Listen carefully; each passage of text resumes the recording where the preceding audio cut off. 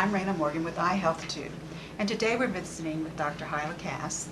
She's the author of 8 Weeks to Vibrant Health. It's a book that really focuses on women's health, and we have a lot of issues to talk about. Tell us about hormone replacement therapy. Yeah, hormone replacement therapy was really put on the map a few years ago with the Women's Health Initiative study, which seemed to show that women on hormones, and in that case it was Premarin and progestin, were having an increased incidence in heart disease and cancer, and the study was stopped. And a lot of women began to have a lot of bad symptoms. Sleeplessness, hot flashes, they were miserable.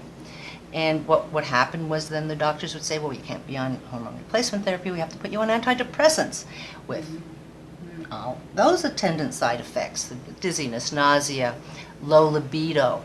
So, out of the frying pan into the fire. I don't think that is the solution. The solution that I look at is, let's see where your hormones are. How about measuring them? Which a lot of docs don't do. So we measure the women's hormones, estrogen, progesterone, DHEA, testosterone. We measure these, and the thyroid and the adrenal hormones, and see how they're working together. They work together as an orchestra. So you measure them.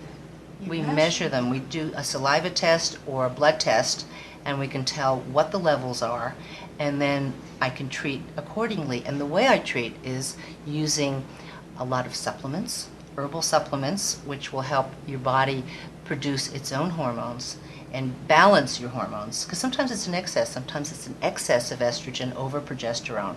So once we can balance that, we can do it either with herbal products, amino acids, vitamins, minerals, or we can actually use bioidentical hormones. Now these are from compounding pharmacies. They're natural in that they're the same, they're identical to the ones that nature makes, that we make inside ourselves, even though they're compounded in a pharmacy.